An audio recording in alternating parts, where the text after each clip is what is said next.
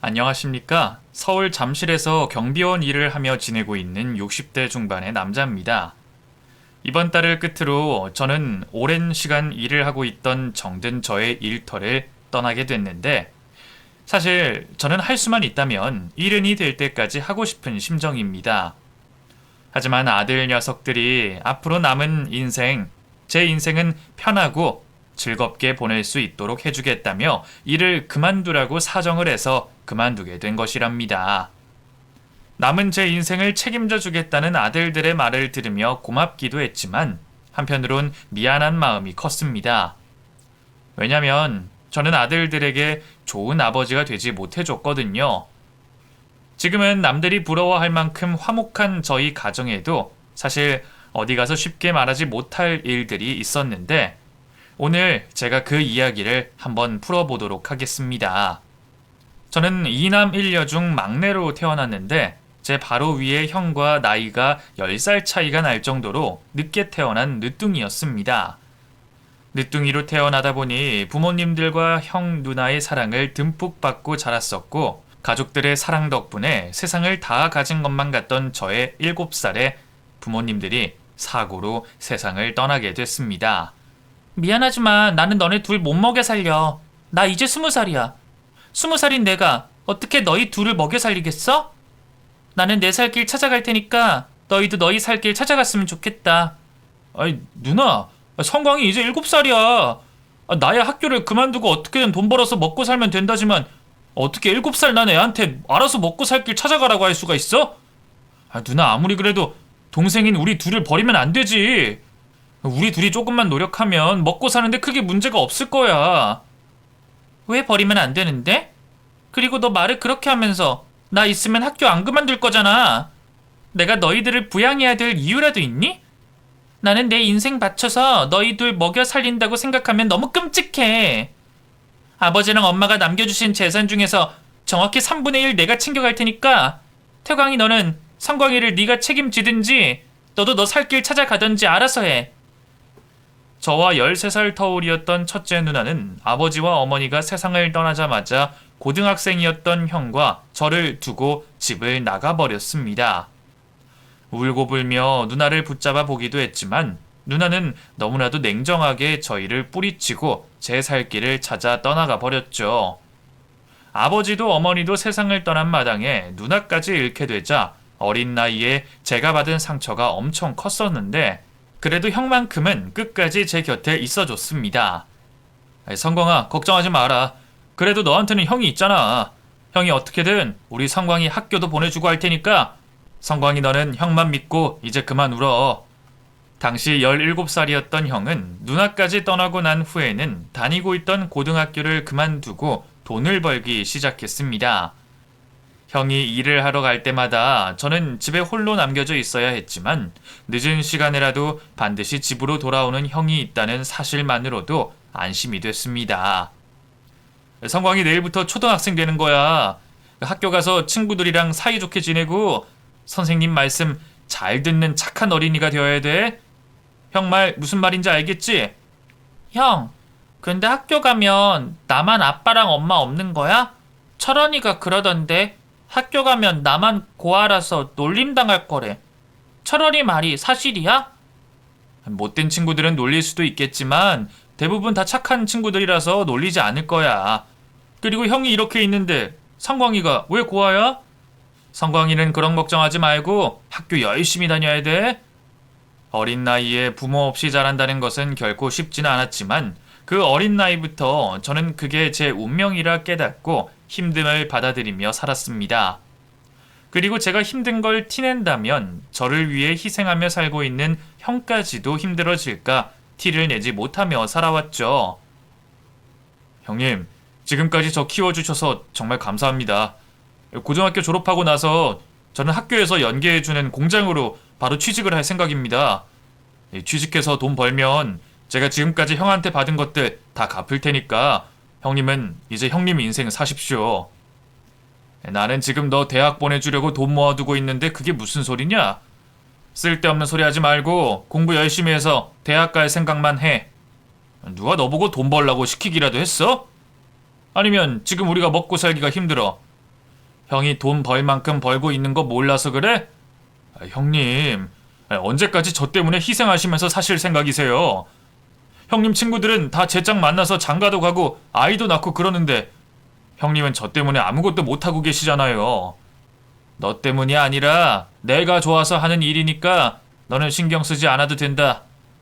나는 아버지랑 어머니 돌아가시고 난 후부터 너를 내 새끼라 생각하고 살았어. 그리고 나는 너 대학까지 보낼 생각이니까 형님 속 썩이지 말고 공부 열심히 해. 초등학교 고학년이 되면서부터 형이 저를 위해 희생하며 사는 게 너무 죄송스럽고 마음에 걸렸었습니다. 그래서 저는 당연히 고등학교 졸업하면 바로 취업을 해서 형님에게 부담을 덜어드리려고 했지만 형의 극구 반대로 저는 대학교에 진학을 하게 됐죠. 사실 제 나이대에 대학을 가는 게 흔한 건 아니었는데 저는 운이 좋게 대학까지 갈 수 있게 됐고 제가 대학을 졸업하자 형은 그제야 비로소 자신의 삶을 살기 시작했습니다. 성광아, 형은 지금까지 너한테 충분히 할 만큼 해줬다고 생각한다. 너 대학도 졸업했으니까 형은 이제 형 삶을 살도록 하마. 그래도 괜찮겠냐? 당연하죠, 형님. 그걸 왜 저한테 물으십니까? 그동안 정말 감사했습니다. 앞으로는 제가 형님 보살필 테니까 이제는 형님이 저를 믿어주십시오. 그리고 형님도 얼른 여자 만나서 장가도 가시고 그러시고요. 그렇지 않아도 형 만나고 있는 여자가 있어서 곧 결혼할 생각이다.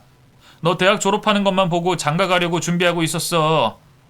조만간 내가 너한테도 인사시켜주마. 잘 됐네요, 형님. 저는 형님이 평생 노총각으로 사실까봐 얼마나 걱정했는데요. 형수님은 어떤 분이세요? 형님이 만나고 계시는 분이라고 하시니까 어떤 분이신지 정말 궁금하네요. 형수님은 형과 정반대의 성격을 가진 사람이었습니다. 온화하고 다정했으며 사랑이 가득한 사람이었죠.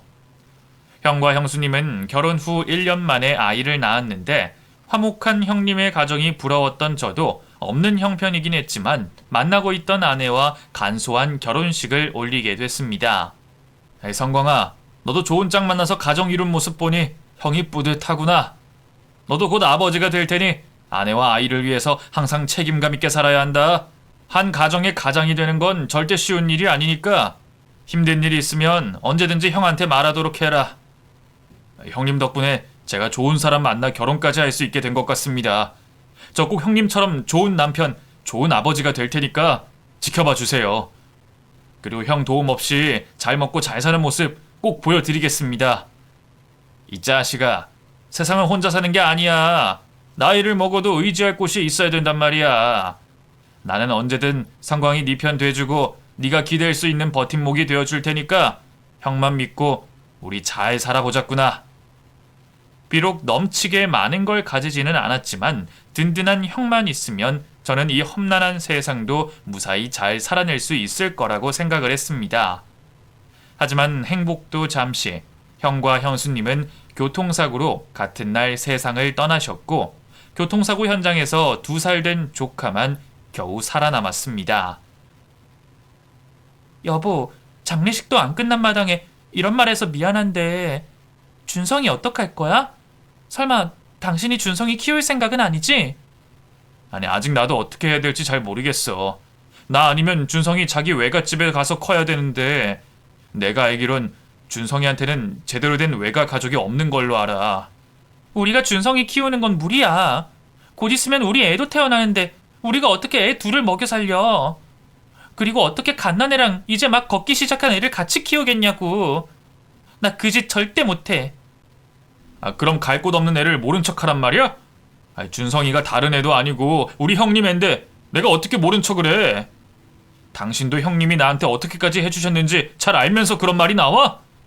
그건 그거고 이건 이거지. 내 뱃속에 당신 새끼가 있다고. 아주버님 애 거두다가는 우리는 우리 새끼한테 부모 노릇도 제대로 못하게 될지도 모른단 말이야.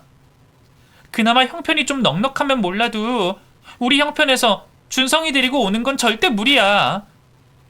형과 형수님이 돌아가시고 난 후 아내의 의견대로 조카를 형수님 가족에게 보내려고 했지만 마땅히 보낼 수 있는 곳이 없었습니다. 사실 처음부터 저는 조카를 제가 키우고 싶었기에 제가 조카를 거두려고 했는데 아내와 장모님은 계속해서 조카를 고아원으로 보내라고 말했습니다. 남서방, 자네 우리 딸 고생 안 시키겠다고 사정사정해서 결혼 허락을 시켜줬더니 이게 무슨 짓인가? 우리 혜민이가 왜 자네 조카까지 걷어 키워야 되냔 말이야. 나는 우리 딸이 고생하는 거 보기 싫으니까 마음 아프더라도 자네 조카 고아원으로 보내든가 하게. 장모님도 정말 너무하십니다. 저희 결혼할 때 형님이 큰돈 보태주셔서 이 집에서 살 수 있게 된 거 장모님도 아시죠? 그때 장모님도 우리 형님한테 고맙다고 그렇게 인사를 하셔놓고서 어떻게 그렇게 말씀하실 수가 있어요? 저 부모 잃고 혼자 남게 된 제 조카 절대로 고아원에 못 보냅니다. 왜? 조카 보니까 어릴 때 자네 모습이 생각나서 못 보내겠나? 그래도 그때는 자네한테 형이 있었으니까 괜찮았지만 지금은 아니지 않나? 자네 우리 혜민이랑 뱃속에 있는 애 먹여 살리기도 힘들면서 어떻게 조카까지 걷어 키우겠다는 거야? 거기다가 자네 바깥 일하면 결국 우리 혜민이가 어린애들 둘 키워야 되는데 그게 쉬운 일인 줄 알아? 힘든 일인 거 압니다. 아이 둘 키우는 거 결코 쉬운 일 아니겠죠? 제가 혜민이한테 잘 할 테니까 모질게만 굴지 마시고 허락해 주십시오. 그리고 형님이 저를 버리지 않았던 것처럼 저도 우리 조카 버리고 싶지 않습니다.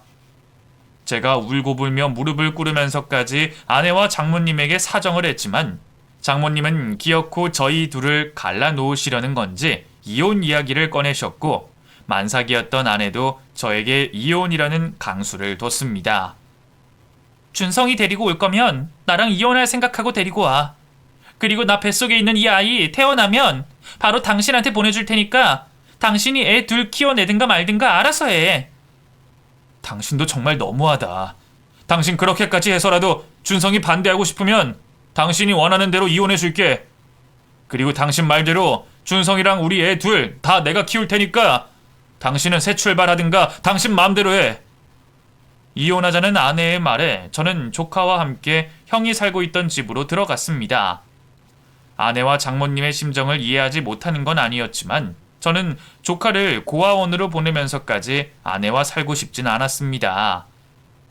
쉽진 않겠지만 돈도 벌 수 있고 다 큰 성인이 혼자서 애 둘을 못 키우겠나 싶어 저는 정말 혼자 아이 둘을 키울 결심을 하고 있었는데 아내가 찾아왔습니다. 당신 나한테 정말 너무한 거 아니야? 어떻게 나를 버리고 갈 수가 있어? 도대체 당신한테 내가 어떤 존재길래 나를 이렇게 쉽게 포기할 수 있는 거야? 당신이 그러고도 내 남편이라고 할 수 있어? 나는 더 이상 당신한테 해줄 말 없고 날 설득시키려고 온 거면 돌아가줬으면 좋겠어. 나 더 이상 당신 괴롭히고 싶지 않고 당신도 더 이상 날 괴롭히지 말아줬으면 좋겠어. 나 당신이랑 이혼 못해. 그땐 엄마도 옆에서 부추기고 나도 화나서 홧김에 이혼하겠다고 말한 거지. 나 당신이랑 이혼할 생각 죽어도 없어.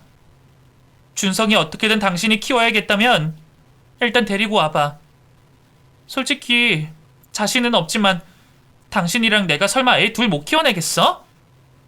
아내에게 어렵게 허락을 받아내고 난 후 저는 부모 잃은 조카를 형이 저에게 그랬던 것처럼 제가 부모가 되어 키워내기로 결심을 했습니다. 그래서 저는 조카를 입양해 제 호적에 올렸고 그 후 태어난 친아들과 차별 없이 친자식처럼 키워냈습니다. 조카도 저와 아내에게 아빠 엄마라 부르고 저희를 부모로 여기며 지내고 있었는데 아이들이 중학교에 들어갔을 때까지도 장모님은 제 조카를 저희의 자식으로 인정해주지 않았습니다. 아휴, 이 집 구석에 딸 하나만 있었어도 분위기가 달랐을 텐데 사내 녀석들밖에 없으니 분위기도 칙칙하고 올 때마다 내가 숨이 턱턱 막힌다니까. 엄마, 그래도 우리 준수가 딸 같은 아들이라 그나마 괜찮아. 준수 애교 많아서 엄마한테도 엄청 잘하고 있는데 왜 또 딸 이야기를 꺼내? 너네 형편이 안 좋아서 딸 못 낳은 게 내가 다 아쉬워서 그렇지. 준성이 쟤만 아니었으면 너네 둘째도 낳고 했을 텐데. 아니다. 뭐 이걸 저 어린애 탓할 게 아니라 능력 없는 남서방 탓을 해야지. 엄마, 애 듣는 데서 무슨 소리를 하는 거야? 그리고 딸을 내가 낳고 싶다고 하면 낳을 수 있는 것도 아니잖아. 나는 준성이랑 준수만 있어도 충분해. 장모님은 제 조카에게 눈치를 주는 말을 서슴지 않아 했었고 아이들을 대놓고 차별하며 저희 가족들에게 크나큰 스트레스와 상처를 줬습니다. 준성이랑 준수 둘 다 축구 배우고 있다면서? 얘나 지금이나 운동시키면 돈 많이 드는 건 똑같던데 왜 애들 둘이나 축구를 시키고 있어? 장모님, 학교 선생님 말씀으로는 준성이랑 준수 둘 다 운동신경도 좋고 머리가 좋아서 축구를 다른 친구들에 비해 월등하게 잘한다고 하더라고요. 그 애들한테 가능성이 있다고 하시는데 어떻게 돈 때문에 포기하라고 하겠어요. 저희는 시킬 수 있을 때까지 시켜보려고요. 누가 보면 자네 돈 엄청 많이 벌어오는 줄 알겠어? 생활비 줄여가면서까지 애들 둘 다 축구 시킬 필요가 있냔 말이야. 그냥 준성이 쟤보고 축구 포기하라고 해. 이렇게까지 먹여주고 재워주고 키워주는 것만으로도 감사해야지. 지가 뭔데 자네 돈으로 축구까지 하며 호사를 누리고 사는 거야? 장모님, 죄송한데 자꾸 말씀 그런 식으로 하지 말아주세요. 부모가 자식 잘 되길 바래서 투자하는 게 뭐가 잘못됐나요? 그리고 준성이 제 자식인데 저희한테 얹혀 산다는 식으로 말씀하시면 저 장모님 더 이상 보기 힘들어집니다. 어이씨구, 그렇게 말하면 내가 무서워할 줄 알고 그런 말을 하는 겐가? 아무리 자네가 자네 새끼처럼 생각해도 쟤는 절대 자네 새끼가 될 수 없네. 축구 유망주였던 조카는 장모님의 말을 듣고 난 후 먼저 저희를 찾아와 축구를 포기하겠다고 말을 했습니다. 아빠, 나 축구 그만하고 싶어. 솔직히 축구하는 거 힘들고 재미없어서 다시 공부하고 싶은데 그래도 될까? 준성아, 준수보다 축구하는 거 더 재밌어 했던 게 넌데 왜 갑자기 그런 말을 해? 설마 할머니 때문에 그러는 거야? 할머니 말씀이 맞긴 하잖아. 우리 집 돈 많은 것도 아닌데 둘 다 축구하는 건 내 욕심인 것 같아. 그리고 내가 형이니까 내가 포기하는 게 맞아. 할머니 괜히 그러시는 거고 아빠는 너희 둘 다 축구 시켜줄 수 있으니까 걱정하지 말고 축구해. 네가 재밌게 해야지 준수도 너 따라서 하지. 네가 그만둔다고 하면 준수도 그만둘 거야. 아니야. 나는 축구도 재밌고 공부도 재밌으니까 돈 덜 드는 공부하는 게 맞는 것 같아. 아빠, 나 공부로도 성공할 자신 있어. 조카가 축구를 포기하자 동생이었던 아들도 뒤따라 축구를 포기했습니다. 형이 하지 않으면 자기도 하기 싫다면서 말이죠. 장모만 아니면 저희 가족은 너무나도 화목한데 장모는 꼭 화목한 저희 가정에 악역처럼 끼어들어 회방을 놓으셨습니다. 준수야, 이리 와봐라. 너 이번에 반에서 10등 안에 들었다면서? 아이고, 우리 손주 너무 기특해서 할미가 용돈 좀 가져왔다. 이걸로 준수 너 갖고 싶은 거 사도록 해. 할머니, 형은 반에서 1등 했다는데요? 그럼 형도 같이 용돈 주셔야 될 것 같아요. 그리고 저 이번에 형이 공부 가르쳐줘서 성적 오른 거라 형도 꼭 용돈 줘야 돼요. 할미가 돈이 없어서 형은 못 줄 것 같으니까 준수 너만 받는 걸로 해. 그리고 할미는 내 새끼가 잘한 게 좋지 남의 새끼가 잘하는 건 상관이 없어요. 왜 나만 할머니 새끼야? 형도 아빠랑 엄마 자식인데? 그러면 형도 할머니 새끼지. 할머니 자꾸 우리 형 미워하고 그럴 거면 우리 집 오지 마. 나 이 용돈도 안 받고 싶어. 저는 대놓고 아이들을 차별하는 장모와 정말 많이 싸웠습니다. 싸우지 않으려고 해도 장모의 말에 상처를 받아 하는 조카를 보며 참을 수가 없었죠. 장모와 싸우는 날이 많아지면서 저는 결국 아내에게 이럴 거면 이혼을 하자는 말까지 하게 됐는데 그 말을 조카가 들은 건지 어느 날 저녁 식사하던 중 조카가 말했습니다. 아빠랑 엄마 이제 그만 싸웠으면 좋겠어. 할머니가 왜 그렇게 말씀하시는 건지 나는 이해해. 그래서 나는 괜찮으니까 제발 그만 싸워. 엄마랑 아빠 싸우면 나도 힘들고 준수도 힘들단 말이야. 준성아, 아빠랑 엄마는 절대 너 때문에 싸우는 게 아니야. 무슨 이유로 싸웠든 너네 앞에서 싸운 건 엄마랑 아빠가 정말 미안해. 앞으로 준성이랑 준수가 걱정 안 하도록 안 싸워볼게. 아빠, 내가 잘할게. 공부도 열심히 하고 속도 안 썩이고 바르게 자라서 나중에 돈 많이 벌면 엄마랑 아빠한테 꼭 효도할 테니까 할머니가 뭐라고 해도 참고 조금만 기다려줘. 내가 잘 되면 할머니도 별 말씀 못 할 거야. 나이에 맞지 않게 애어른이 되고 크면 클수록 저희 눈치를 보는 조카가 너무나도 안쓰러웠습니다. 어릴 때처럼 아무 생각 없이 저희를 부모로만 생각하고 자라주면 고마울 텐데 장모의 차별이 심해지니 조카는 점점 우리를 마음 편하게 부모로 생각하기 어려워진 듯 했습니다. 조카는 약속대로 저희의 속 한 번 썩이지 않고 자라줬고 공부도 열심히 한 덕분에 서울에 있는 꽤나 유명한 학교에 합격증까지 받아와 줬습니다. 그런데 수능까지 친 아들이 갑자기 저희에게 대학을 포기하겠다고 말했습니다. 아빠, 엄마, 나 그냥 대학 포기하고 바로 취직할까 생각 중이야. 대학 가는 것도 좋겠지만 성인이 된다고 생각하니까 돈을 가장 먼저 벌고 싶더라고. 나 공부하는 것보다 돈부터 먼저 벌고 싶어. 준성아, 3년 내내 공부만 해서 기껏 좋은 학교에 합격해놓고 왜 대학을 안 간다는 거야?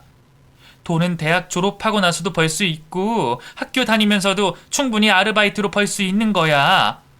너 대학 포기하는 거 아깝지도 않아? 엄마는 절대 반대야. 엄마, 나 하루라도 빨리 돈 벌어서 엄마랑 아빠한테 효도하고 싶어. 지금 내가 대학 가면 서울에 있는 집도 구해야 되지, 4년 동안 등록금도 내야 되지, 몇 년간 나한테 들어가야 할 돈만 억소리가 나게 많은데 그럴 바에 나는 그만큼 돈을 벌고 싶어. 네가 돈 걱정을 왜 해? 돈 없어서 너 대학 못 보내줬으면 우리가 가지 말라고 했겠지. 엄마랑 아빠 충분히 너 대학 보내줄 능력 되니까 걱정하지 말고 대학 가. 조카는 끝까지 대학을 가지 않겠다고 말했고 결국 제가 먼저 아내를 설득해 조카가 하려는 일들을 허락해 주기로 했습니다. 성준아, 아빠도 네가 대학을 포기한다는 게 마음이 아프고 아쉽긴 하지만 네가 하고 싶어 하는 게 있고 뜻이 있어 보이니까 네가 하고 싶은 대로 할 수 있게 해주마. 대신 나중이라도 대학 다시 가고 싶어지면 그땐 꼭 아빠한테 말해서 대학 가는 거다. 아빠, 나도 이제 성인이니까 나 스스로 뭐든 해낼 수 있어. 그러니까 걱정하지 말고. 대학 포기하는 거 허락해줘서 고마워. 내가 꼭 잘 되는 모습 우리 가족들한테 보여줄게. 조카가 워낙 머리가 좋은 아이였어서 그런지 고등학교를 졸업하고 꽤나 괜찮은 회사로 취업을 하게 됐습니다. 조카가 어린 나이부터 꽤 큰 돈을 벌기 시작했지만 저는 조카에게 그 어떤 것도 기대하지도 바라지도 않았습니다. 그런데 친아들이 대학을 가게 되던 해에 돈 문제로 일이 터지고 말았습니다. 여보, 당신한테 할 말이 있는데 화내지 말고 들어. 준수 말이야. 집에서 학교까지 1시간이 넘게 걸려서 차가 있으면 어떨까 싶어가지고 내가 중고차 한 대를 사줬거든. 당신도 알아야 될 것 같아서 말해. 당신 돈이 어디 있어서 중고차를 사줬어? 설마 장모님이 준수 타고 다니라고 사주신 건 아니지? 내가 장모님한테 도움 같은 거 받지 말라고 했었잖아. 당신이 장모님한테 도움받는 순간 장모님도 우리 집 일에 참견하신다고. 엄마 도움 안 받았어. 준수 대학 등록금으로 500만 원짜리 산 거야. 당신은 왜 사람 말끝까지 듣지도 않고 화부터 내는데? 준수 대학 등록금으로 중고차를 사면 등록금은 어쩌려고 그 돈을 차 사는 데 쓴 거야? 당신 진짜 미쳤어? 애는 철딱선이 없어서 그렇다 쳐도 엄마라는 사람은 그러면 안 되지. 준수 등록금을 준성이가 내준다고 해서 원래 쓰려고 했던 준수 등록금이랑 내가 모아둔 돈이랑 해서 사준 거야. 내가 아무리 정신이 없어도 아들 등록금으로 차를 샀겠어? 조카가 아들의 등록금을 내준다는 말에 심장이 철렁했고 혈압이 오르는 게 느껴졌습니다. 화가 너무 나서 그런지 입으로는 말이 나오지 않았는데 온몸이 부들부들 떨리기 시작했죠. 여보, 왜 그래? 당신 아무 말 없이 그러고 있으니까 너무 무섭잖아. 준성이가 준수 등록금 내주기를 한 것 때문에 그러는 거야? 준성이가 왜 준수 대학 등록금을 내주는데? 설마 당신이 먼저 준성이 보고 준수 등록금 내달라고 부탁한 거야? 아니, 준성이가 준수 형이잖아. 준성이 돈도 잘 벌고 모아둔 돈도 많으니까 준수 한 학기 등록금 정도는 내줄 수 있을 것 같아서 부탁한 거야. 당신은 설마 내가 하면 안 되는 부탁이라도 했다고 생각하는 거야? 당신한테 생각이란 게 있으면 그러면 안 됐지. 준성이가 버는 돈은 준성이가 쓰고 싶은 데 쓰게 내버려 뒀어야지. 당신은 자식이 벌어오는 돈 그런 식으로 쓰고 싶어? 당신도 알겠지만 형이란 그런 존재야. 동생 뒷바라지하고 사는 게 형이 해야 할 일이라고. 당신 형도 당신 뒷바라지하고 살았는데 준성이라고 왜 그러면 안 되는데? 그리고 내가 4년 내내 등록금 내달라고 한 것도 아니고 첫 학기만 내달라고 한 건데 내가 뭘 그렇게 잘못했어? 나는 준성이가 우리 형님처럼 사는 거 원치 않아. 그리고 시대가 어느 시대인데 형이 동생 뒷바라지를 하고 살아? 준수가 부모가 없는 것도 아닌데 준성이가 왜 그렇게 살아야 되냐고! 조카가 친아들의 등록금을 내주기로 했다는 사실에 제가 화가 난 이유는 자식의 돈을 당연히 자기 돈처럼 생각하는 아내의 태도 때문이었습니다. 그 일로 아내와 친아들에게 화가 난 제가 한동안 아내와 아들과 대화 한번 하지 않고 지냈는데 참다 못한 아내가 화를 내며 말했습니다. 당신 이제 그만 좀 해. 준수가 당신 눈치 보는 거 안 보여서 그래? 그리고 준성이만 당신 아들이야? 준수도 당신 아들이라고. 지금 그 이야기를 왜 하는 건데? 준성이나 준수나 나한테 똑같은 자식이고 준성이가 준수가 했던 짓 했어도 난 똑같이 했을 거야. 준성이라고 나한테 더 특별해서 이러는 줄 알아? 내가 볼 때 당신은 준성이를 당신 어릴 때 모습에 투영해서 보는 것 같은데 준성이 불쌍한 애 아니야. 그리고 난 가족끼리 당연히 이럴 수도 있다고 생각해서 나랑 우리 준수가 뭘 잘못한지 모르겠어. 당신 계속 그런 식으로 준성이만 감싸고 돌 거면 준성이 데리고 이 집에서 나가. 참지 않은 성격에 저는 집을 나가라는 아내의 말에 짐을 싸들고 회사 기숙사로 들어가 버렸습니다. 제 성격이 불같은 것도 있었지만 도저히 화가 쉽게 풀리지 않아 화가 풀릴 때까지 집에 들어가지 않을 생각이었죠. 생각보다 가족들 없이 혼자 지내는 삶이 편해서 몇 달 동안 집에 들어가지 않았었는데 결국 조카와 친아들 그리고 아내가 저를 찾아와 용서를 구했습니다. 아빠, 내가 철이 없어서 생긴 일이야. 처음엔 엄마는 절대 안 된다고 그랬었는데 차를 너무 가져보고 싶어서 내가 쫄라서 엄마가 억지로 사준 거였어.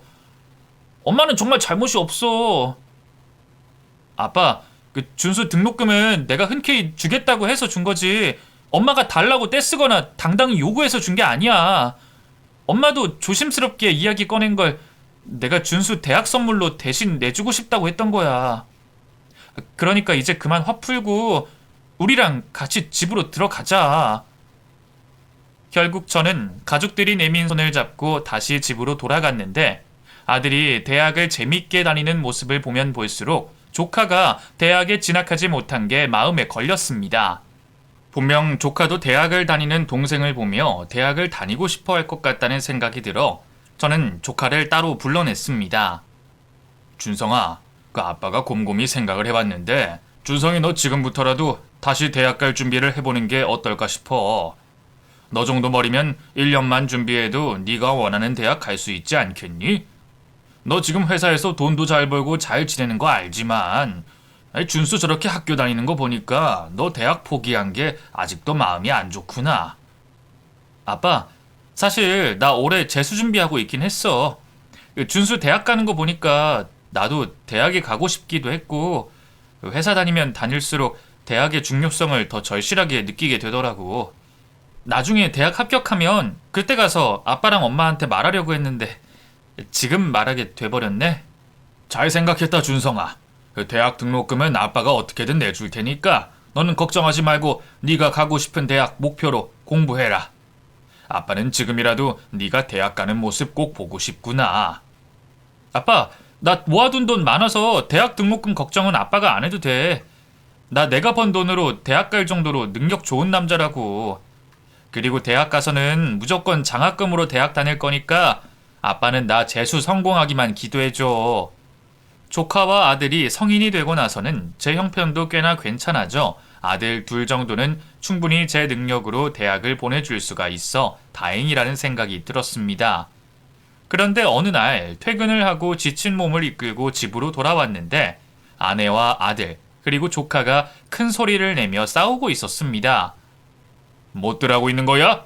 복도에서부터 싸우는 소리 다 들리던데 왜 생전 안 하던 짓들을 하고 있어? 도대체 무슨 일인데 그래? 준성이 너는 도대체 왜 울고 있는 거야? 가족들이 단체로 싸운 적이 없어서 그 광경이 어리둥절하기도 했지만 조카가 얼굴이 벌개질 정도로 눈물 콧물을 흘리고 있는 모습을 보니 정말 크게 당황한 제가 무슨 일이냐 묻자 조카는 숨도 제대로 쉬지 못하고 울며 저에게 이르듯 말했습니다. 오늘 엄마랑 준수가 허락도 없이 내 카드 들고 나가서 백화점에서 몇백만 원이나 긁었어. 내가 도대체 이게 뭐냐고, 왜 허락도 없이 남의 돈 쓰냐고 했더니 엄마가 그 돈 엄마랑 준수한테 쓰는 게 그렇게 아깝냐고 오히려 나한테 뭐라고 하는 거야, 아빠. 그게 사실이야? 당신이랑 준수가 말해봐. 준성이 말대로 당신 허락도 없이 준성이 카드로 몇백이나 긁었어? 저의 질문에 아내와 아들은 우물쭈물하더니 인정을 한다는 듯 고개를 끄덕였습니다. 그래서 제가 화를 내려고 하자 아내는 제 말을 끊고 억울하다는 듯 말했습니다. 말없이 준성이 돈 쓴 건 미안하지만 엄마가 아들 돈 좀 당연히 쓸 수 있는 거 아니야? 나는 준성이 네가 그 돈을 아까워하는 거에 실망했어. 엄마, 그 돈이 아까운 게 아니라 내 돈을 엄마랑 준수가 말도 없이 써서 내가 지금 화가 난 거야. 내가 아무리 엄마 아들이라도 그 돈이 내 돈이지 엄마랑 준수 돈은 아니잖아. 그리고 20만 원 쓴 거였으면 내가 이랬겠어? 나 대학 가려고 모아둔 돈인데 그걸 엄마가 다 쓰면 어떡하냐고. 그럼 말을 했어야지. 그 돈이 대학 갈 돈이라고 말을 했으면 내가 썼겠니? 그리고 그 돈 갚아줄 테니까 이제 그만 울어. 내가 너 이렇게 쪼잔하게 키웠어? 엄마는 너 이렇게 안 키웠어. 아내와 조카는 제가 있는 걸 까맣게 잊었는지 다시 큰 소리를 내며 싸우기 시작했습니다. 아내와 아들이 잘못한 건 명백한 사실이었지만 옆집 사람들이 찾아올 정도로 싸우는 아내와 조카에게 화가 난 제가 말했습니다. 그만들 해! 이게 뭐라고 그렇게 싸우고들 있어! 당신은 당장 준성이한테 사과하고 준성이 너도 그만 화 풀어! 네 엄마랑 네 동생이 생각이 없어서 그런 거 가지고 뭘 그렇게 열을 내면서 화를 내고 그래? 그 돈은 아빠가 돌려줄 테니까 제발 그만해! 아빠도 결국 이럴 땐 내 편이 아니라 엄마랑 준수 편을 드는구나. 내가 아무리 돈을 잘 번다고 해도 그 돈 버는 게 쉬운 줄 알아? 아빠만큼은 내 편 들어줄 거라고 생각했는데 결국 아빠도 똑같아. 네 편 내 편이 어딨어? 여기서 잘못한 사람이 사과하면 되는 거고 너는 그 사과 받아주면 되는 거잖아. 철딱서니 없는 소리 그만하고 준성이 너도 이제 그만 정신 차려. 아니, 나도 이제 지칠 대로 지쳤고 안 그래도 이 집에서 나가고 싶었는데 마침 잘 됐어. 내가 이 집에서 살면서 아빠랑 엄마 그리고 할머니 눈치 보면서 사는 게 얼마나 힘든 줄 알아? 나는 결국 내가 이 집에서 이런 취급받을 거라고 생각했어.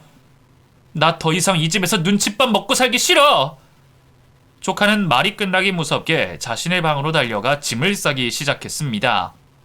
그 모습에 놀란 아내와 아들이 조카를 말렸지만 조카는 가족들의 손을 뿌리치고 집을 나가버렸습니다.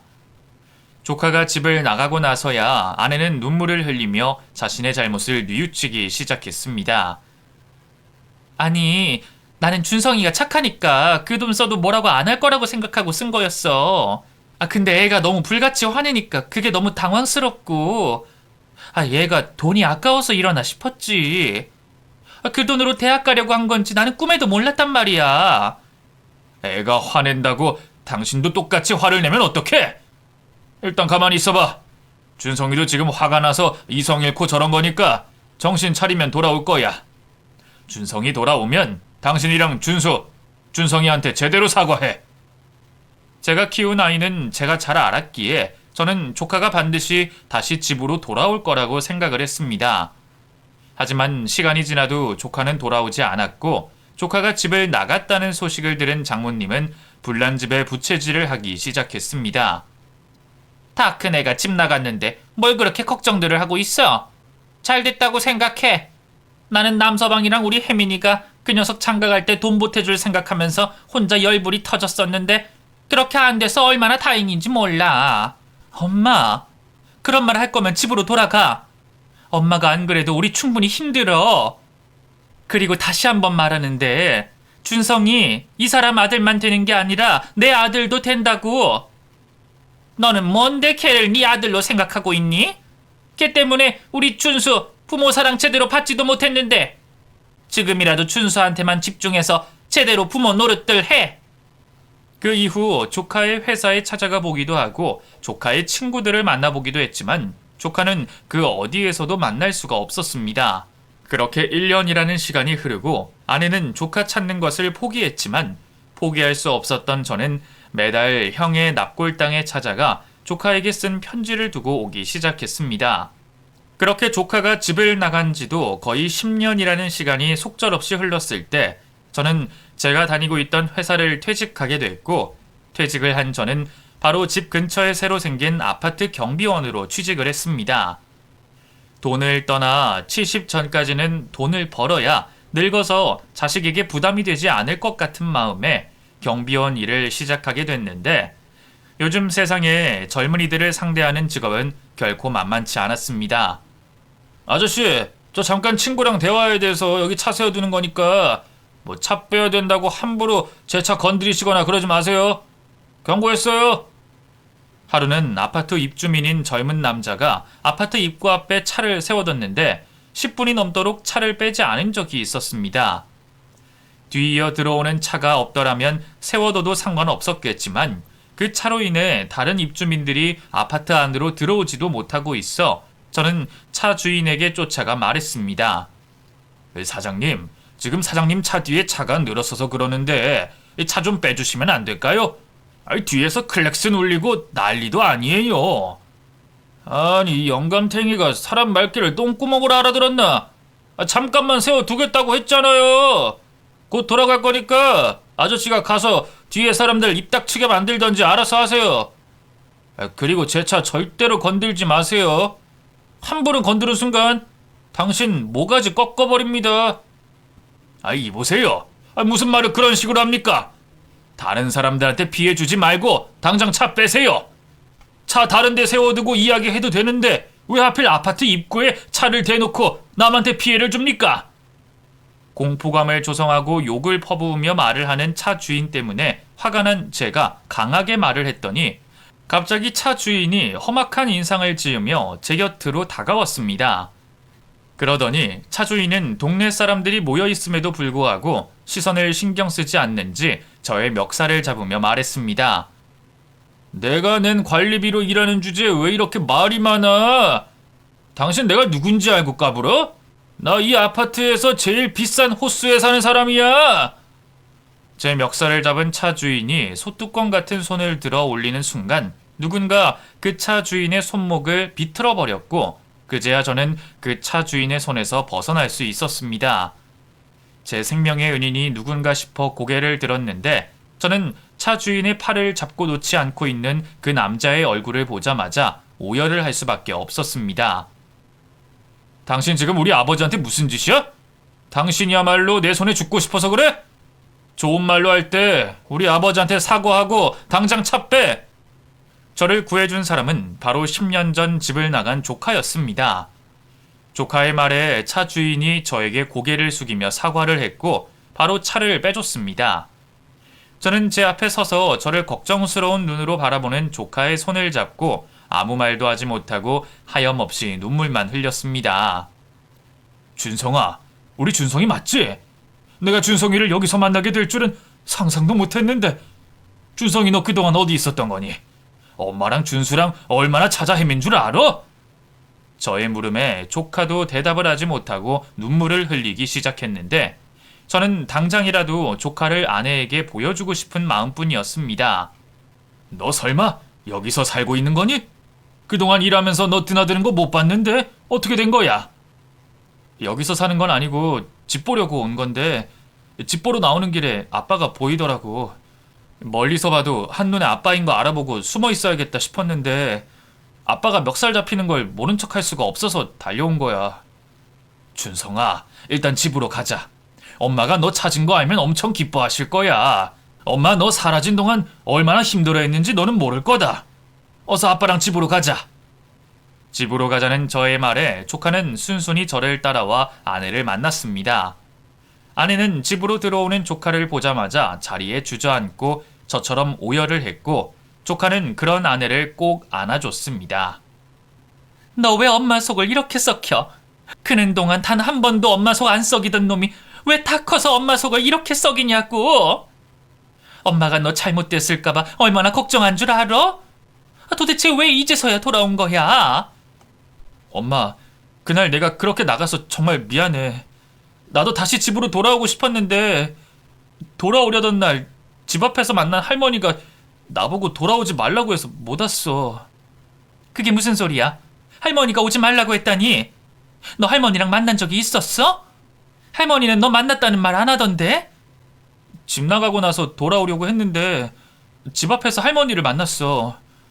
할머니가 너 때문에 가족들 다 힘들어졌다고, 너만 사라지면 준수도 엄마도 아빠도 다 행복해질 수 있다고 해서 정말로 내가 사라지면 가족들 행복해지지 않을까 싶은 마음이 드는 거야. 그래서 사라져 준 건데, 근데 나 너무 돌아오고 싶었어. 10년 만에 밝혀진 진실에 저희 가족들은 모두 오열을 하고 말았습니다. 하지만 그땐 장모가 돌아가신 지 오래라 탓할 사람도 없었기에 저희는 이렇게 가족들이 다시 만날 수 있음에 감사하기로 했습니다. 나 2년 전에 결혼해서 아내도 있고 예쁜 딸도 있어. 그 아빠랑 엄마한테 꼭 보여주고 싶었는데 이제서야 보여줄 수 있게 돼서 정말 다행인 것 같아.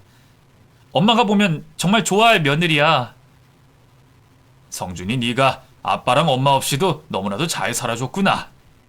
혹시라도 집 나가서 엇나가거나 그러지 않을까 걱정했는데 정말 장하다. 장하다 우리 아들.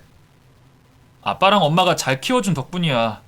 나 지금 돈도 잘 벌어서 아빠랑 엄마한테 다 해줄 수 있으니까 아빠랑 엄마는 나만 믿어. 두 분 남은 인생은 내가 책임질 거야. 10년 전 집을 나간 아들은 자수성가를 해 연매출 35억을 내는 제조업 사장이 되어 있었습니다. 그리고 조카는 본인의 친엄마와 쏙 닮은 여자를 만나 토끼 같은 딸을 낳아 잘 살고 있었죠. 조카를 다시 만날 수 있는 것만으로도 참 감사했는데 그 누구보다 성공해 잘 먹고 잘 살고 있으니 저는 당장 죽어도 여한이 없을 정도로 행복했습니다. 지금 저희 가족은 자주 왕래하며 지내고 있습니다. 아들 녀석도 미국에서 일을 하며 곧 결혼을 앞두고 있는데 내년 봄에 가족들과 함께 아들의 결혼식에 참석할 예정입니다. 돌이켜보면 제 삶은 늘 불안정했지만 늘 행복했습니다. 어릴 땐 형이 제 곁에 있어줘 행복했고, 나이가 들어서는 힘든 순간에도 제 곁을 지켜준 아내, 그리고 저의 살아갈 이유가 되어준 아들들이 있어 행복했습니다. 지금은 편안하기만 하고 절대 불안정한 삶은 아니지만 저는 우리 가족들이 있다면 조금 불안정한 삶을 살아도 잘 살아낼 수 있을 것 같습니다. 그리고 앞으로 저는 남은 생 동안 우리 아내와 아들들에게 잘하며 살 것입니다. 친구도 좋지만 결국 남는 건 내 식구, 내 가족들밖에 없는 것 같습니다. 그러니 여러분들도 내 가족에게 상처 주지 마시고 잘하면서 사랑으로 사시길 바라겠습니다. 그럼 저는 여기서 글을 마무리하도록 하겠습니다. 감사합니다.